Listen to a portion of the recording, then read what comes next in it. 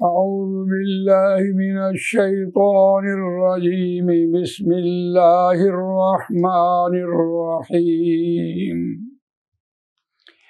يا بني إسرائيل اذكروا نعمتي التي أنعمت عليكم وأوفوا بعهدي أوف بعهدكم وإياي فارهبون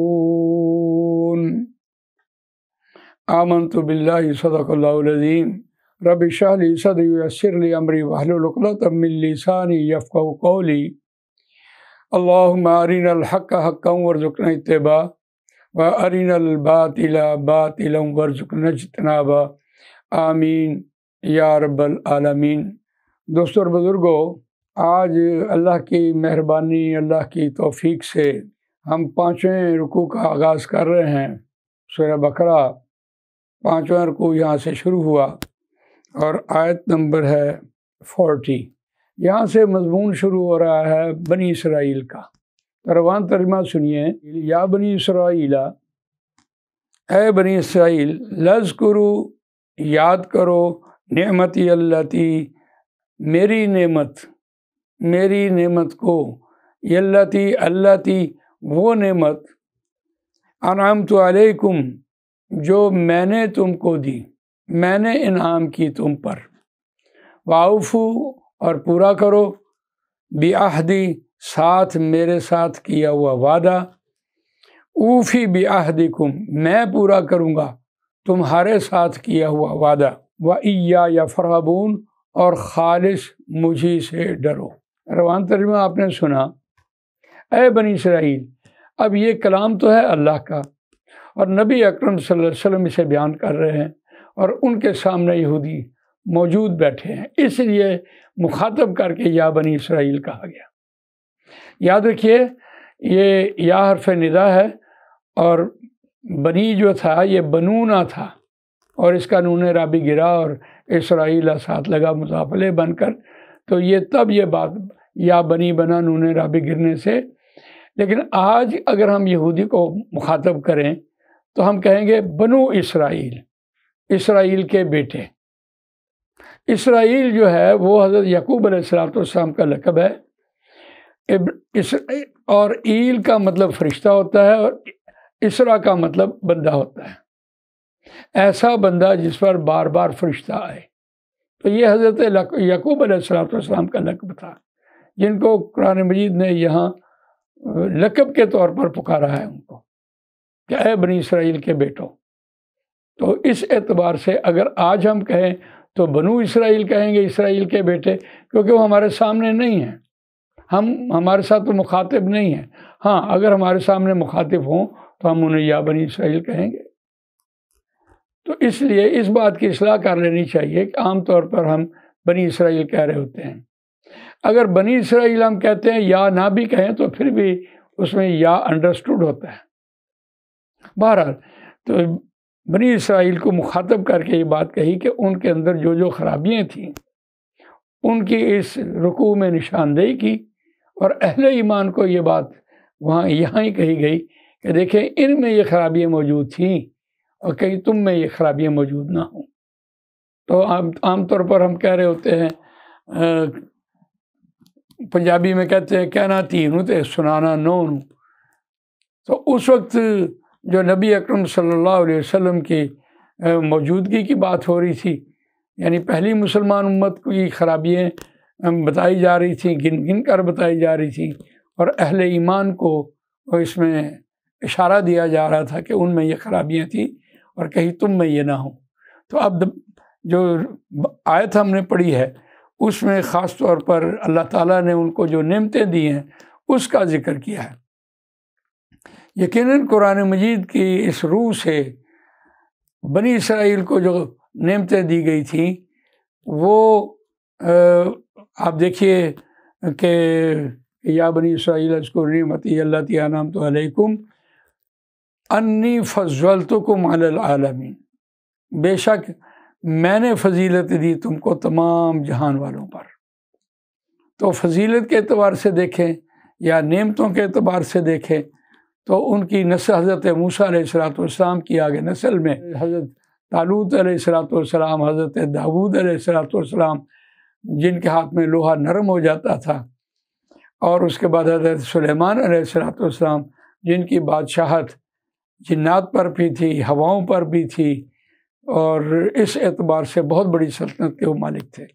تو اس طرح تمام انبیاء کرام ان میں جو آئے ہیں، ان میں انسانیت ایک قسم کی بالغ ہو چکی، وہ عروج تک پہنچ چکی تھی، اور اتنی نعمتیں کہ ایک ایسی قوم جس کو اللہ تعالیٰ بیٹھے بٹھائے ہر شخص کی مراد پوری کرے، یہ اس کے بعد ایسا سلسلہ نہیں ہوا، لیکن بنی اسرائیل کے ساتھ ایسا ہوا۔ لیکن اب یہاں جو بات کہی جا رہی تھی کہ میں نے نعمتیں دی ہیں تم کو، اللہ تھی وہ نعمتیں جو میں نے تم کو دی ہیں۔ اب اللہ تعالیٰ یہاں سے ایک بات ہمارے سامنے جو رکھ رہا ہے کہ میری نعمتیں ہیں، مجھے واپس کرو، مجھے لوٹاؤ۔ یہاں یہ بڑی خوبصورت بات نظر آ رہی ہے، وَأَوْفُوا بِعَهْدِي، اور میرے ساتھ کیا ہوا وعدہ پورا کرو، اوفی بِعَهْدِكُمْ، میں تمہارے ساتھ کیا ہوا وعدہ پورا کروں گا۔ یہ اس آیت کے اس حصے میں ہم دیکھتے ہیں کہ بات مشروط ہو گئی ہے۔ یہاں بنی اسرائیل سے یہ مطالبہ کیا گیا کہ تم میرے ساتھ کیا ہوا وعدہ پورا کرو گے تو میں تمہارے ساتھ کیا ہوا وعدہ پورا کروں گا۔ لیکن اہل ایمان سے جو بات یہ کہی ہے، یہ دوسرے پارے میں جا کر فَاذْكُرُونِي أَذْكُرْكُمْ، تم مجھے یاد کرو گے تو میں تمہیں یاد کروں گا۔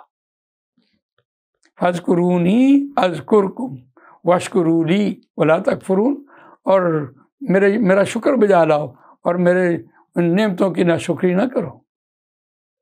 تو یہ بات ہے مشروط۔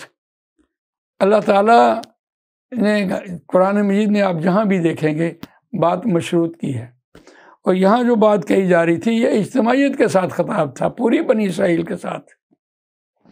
یا بنی اسرائیل اذکروا نعمتی التی انعمت علیکم، اللہ تعالیٰ نے حضرت موسیٰ علیہ السلام مبعوث فرمائے، ان کو توریت دی، پہلی شریعت دی، اور اس شریعت کو نافذ کرنے کے لیے انہیں کہا، اور یہ بہت بڑی نعمت تھی جو ان کو دی گئی۔ علیکم وَأَوْفُوا بِعَهْدِي أُوفِ بِعَهْدِكُمْ، تم میرے ساتھ کیا ہوا وعدہ پورا کرو اور میں تمہارے ساتھ کیا ہوا وعدہ پورا کروں گا۔ وَإِيَّايَ فَارْهَبُونَ، اور خالص تم مجھ ہی سے ڈرو۔ فرحبون آگے ہم دیکھیں گے، اگلی آیت میں فتقون آیا ہے، فتقون انفرادی سطح پر ڈرنے کی بات ہو رہی ہوتی ہے، اور جہاں بات اجتماعیت کی ہوتی ہے وہاں فرحبون کا لفظ قرآن مجید لے کے آیا۔ لیکن یہ بات بہت دلچسپ تھی۔ اب ہم یہاں دیکھتے ہیں کہ جب ہم نے یہ بات کہی کہ یہ فلسطین سے مصر میں کیسے آئے، اور ان میں پھر انبیاء کرام کا سلسلہ چلا، تو نبی اکرم صلی اللہ علیہ وسلم کے یہ موجودگی میں یہ بات کیسے ہوئی، تو اس میں ایک بات کا اضافہ کر لیں۔ سورہ بقرہ جو ہے یہ مدنی صورت ہے، اور یہ 3 قبیلے مدینہ کے آس پاس، 2 قبیلے آس پاس آ کر آباد ہو گئے، اور ایک بہت ہی قریب، یعنی مدینہ کی حد کے اندر آ گیا۔ اب سوال یہ پیدا ہوتا ہے کہ یہ بنی اسرائیل کے قبیلے 3 جو تھے، بنو قینقاع، بنو نذیر اور بنو قریظہ، یہ تینوں مدینہ کی بستی میں کیسے آ گئے؟ ان کی توریت میں یہ بات لکھی تھی کہ ایک آخری نبی آنے والے ہیں، وہ کھجوروں کی بستی میں ہوں گے۔ تو ان کا یہ زوم تھا کہ جب ان کی توریت میں یہ بات لکھی ہے تو ان کے 3 قبیلے وہاں سے ہجرت کر کے یہاں کھجوروں کی بستی میں آ گئے۔ چونکہ تمام انبیاء کرام کا سلسلہ ان کی نسل میں سے چلا، تو ان کا یہ زوم تھا جو آخری نبی آنے والے ہیں وہ بھی ہماری لڑی میں سے آ جائیں گے، بنی اسرائیل میں سے ہو جائیں گے۔ تو یہ ان کا زوم اپنی جگہ پر، اس وجہ سے وہ آ کر مدینہ آباد ہوئے، اور جب نبی اکرم صلی اللہ علیہ وسلم ہجرت کر کے مدینہ آئے تو ان یہودی قبائل سے نبی اکرم صلی اللہ علیہ وسلم کا واسطہ پڑا، تو وہاں یہ بات خطاب کے طور پر بات ہوئی ہے، یا بنی اسرائیل اذکروا نعمتی التی انعمت علیکم۔ تاریخ یہ بتاتی ہے کہ ایک یہودی ہر سال مکے میں تجارت کی غرض سے جاتا۔ یہ تھا تو یہودی، لیکن وہ علم نجوم پر بہت ہی مہارت تھی۔ تو جس دن نبی اکرم صلی اللہ علیہ وسلم دنیا پر مبعوث فرمائے گئے، اس دن اس نے صبح اٹھ کر لوگوں سے پوچھا کہ آج مکے کے علاقے میں یعنی مکے میں کوئی بچہ پیدا ہوا؟ تو بتایا گیا کہ حضرت آمنہ علیہ السلام ان کے ہاں بچہ پیدا ہوا ہے۔ تو انہوں نے کہا کہ مجھے دکھائیں۔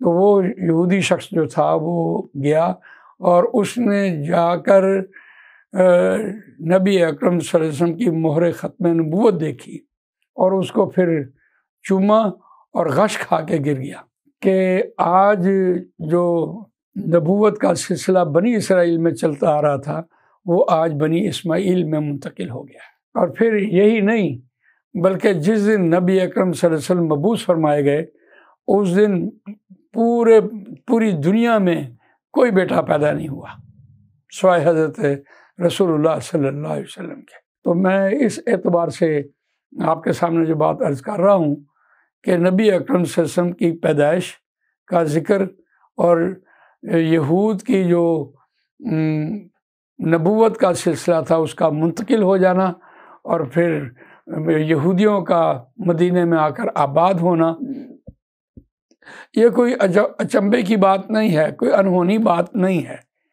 یہ تاریخ ہے۔ اور قرآن مجید کو سمجھنے کے لیے اس تاریخ کو جاننا بہت ضروری ہے۔ اب ہمیں بات سمجھ آ رہی ہے کہ وہ فلسطین سے مصر میں کیسے آ گئے اور مصر سے یہ پھر 3 قبائل جو ہیں مدینے کیسے آئے، اور مدینے میں پھر نبی اکرم صلی اللہ علیہ وسلم جب ہجرت کر کے مدینے آئے تو پھر ان کے سامنے نبی اکرم صلی اللہ علیہ وسلم نے ان کو مخاطب کر کے یہ پہلا خطبہ ارشاد فرمایا ہے۔ تو یہ قرآن مجید نے جو ان کی تاریخ کے حوالے سے نقل کر دیا، تو آج ہم نے پہلے اس رکوع کی پہلی آیت آپ کے سامنے پڑھی ہے اور تلاوت کی ہے اور اس کی مختصر سی تفسیر بیان کی ہے۔ اللہ تعالیٰ مجھے آپ کو قرآن مجید پڑھنے، سمجھنے، اس پر عمل کرنے، اس کو دوسروں تک پہنچانے کی توفیق عنایت فرمائے۔ سبحانک اللہم و بحمدک نشہد ان لا الہ الا انت نستغفرک ونتوب الیک۔ جزاک اللہ خیر۔